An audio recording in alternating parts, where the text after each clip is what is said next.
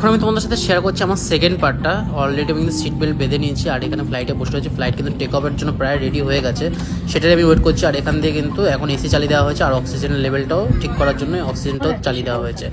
এখন দেখো আমরা বসে ওয়েট করছি আর এখানে অ্যানাউন্সমেন্ট চলছে।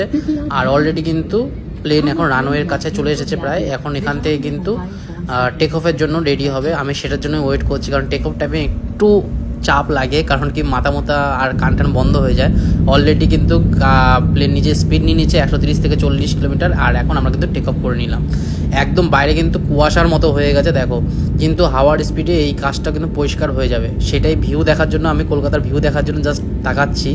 কিন্তু আমি বাইরে থেকে কিন্তু হাওড়া ব্রিজও দেখতে পাচ্ছি আর কোলাঘাট এক্সপ্রেসওয়েও দেখতে পাচ্ছি। খুব সুন্দর লাগছে, রাত্রিবেলা কিন্তু আরও সুন্দর লাগে কলকাতা শহরটাকে। আর আমি এখান থেকে যাচ্ছি এখন দিল্লি এয়ারপোর্টে যাব। দিল্লি এয়ারপোর্টে যাওয়ার জন্য আমার ভোর 5:30 ফ্লাইট ছিল, সেটা কিন্তু 7:25-এর মধ্যে দিল্লির মধ্যে পৌঁছে যাবে।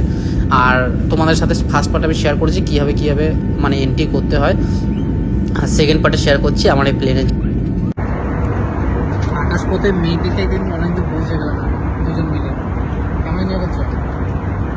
আমার বেশ ভালো লাগছে, অনেকদিন পরে বেশ দারুণ। যখন উঠছিল টেক অফ করছে তখন একটা অসুবিধা হচ্ছিলো, কিন্তু এখন ঠিকঠাক আছে। এখন বেশ দেখতে দেখতে যাচ্ছি, অনেকটা দূরই পৌঁছে গেছে। প্লেন এখন সমুদ্র তল থেকে কিন্তু প্রায় 1000 ফিট উচ্চতায় রয়েছে আর মেঘের শহর রয়েছে। দেখো মেঘ কিন্তু ভাসছে, কত মেঘ রয়েছে এখানে। আমরা এখন প্রায় 1-1.5 ঘন্টা হয়ে গেছে প্লেনে বসে আছি আর এরকম হালকা হালকা ভিউ দেখছি। আর নিচ দিয়ে অনেক ছোটোখাটো প্লেন যাচ্ছে, সেটাও দেখতে পাচ্ছি। আর এই অলরেডি আমরা পৌঁছে গেছি কিন্তু দিল্লি শহরের কাছে। এটা নিচে এখন কিন্তু গাজিয়াবাদ শহরটা দেখা যাচ্ছে, প্রায় দিল্লির কাছে আমরা পৌঁছে গেছি। এখান থেকে আর দিল্লি জাস্ট 15 থেকে 20 মিনিট লাগবে। আর অলরেডি আমরা দিল্লিতে পৌঁছে গেছি আর প্লেন কিন্তু নিজের ল্যান্ড করার পজিশনটা নিয়ে নিয়েছে। এখন কিন্তু আমরা রানওয়ের কাছে পৌঁছে গেছি। এবার দেখো এই দিল্লি এয়ারপোর্টটা দেখা যাচ্ছে, এই জাস্ট আমাদের প্লেন ল্যান্ড করলো দিল্লি এয়ারপোর্ট। আর কত রকম ফ্লাইট কিন্তু এখানে দেখা যাচ্ছে, এয়ারলাইন্সগুলো সব দাঁড়িয়ে আছে পরপর, কিন্তু পার্কিং লটে দাঁড়িয়ে আছে।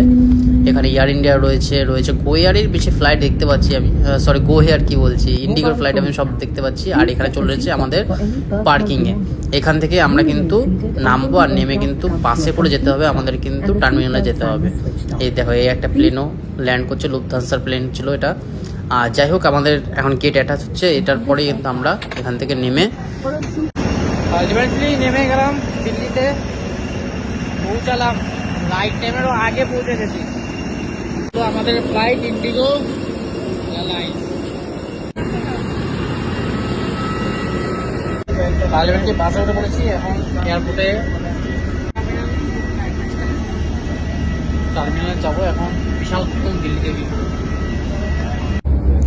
আমার লাইফের সেকেন্ড টাইম প্লেন জার্নি, তাই তোমাদের সাথে শেয়ার করলাম। এর আগেও আমি এসেছিলাম, কিন্তু ওটা দিল্লি থেকে কলকাতা এসেছিলাম।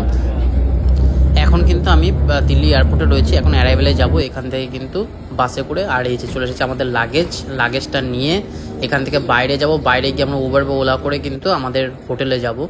এই রয়েছে আমার দুটো ব্যাগ, এটা আমরা নিয়ে নিয়েছি, বেশি লাগেজ নিইনি।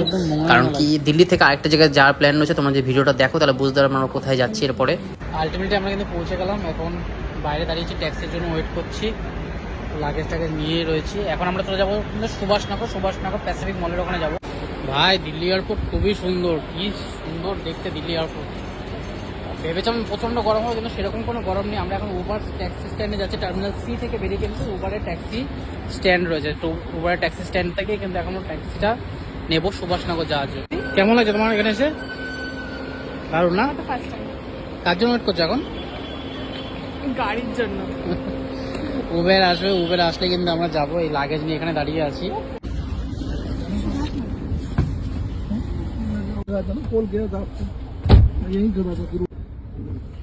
আলটিমেটলি গাড়ি পেয়ে গেছি, বিশাল গরম লাগছে।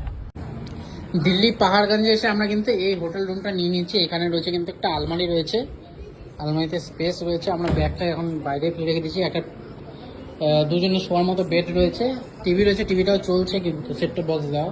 ছোটো একটা ফ্রিজ রয়েছে, এখানে আয়না আমি রয়েছে এসি, একটা বসার সিট রয়েছে, ড্রয়ার রয়েছে, টেলিফোন রয়েছে।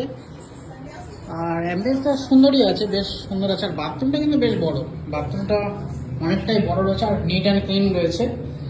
দারুণ বাথরুমে একটা অ্যাডজাস্টারও রয়েছে। 1500 টাকা নিয়েছে এটা একদিনের জন্য রুম। আর একটু কম হয় 1000 টাকার মধ্যে হলে আরও বেটার হতো, কিন্তু 1500 টাকা পেয়েছি আমরা।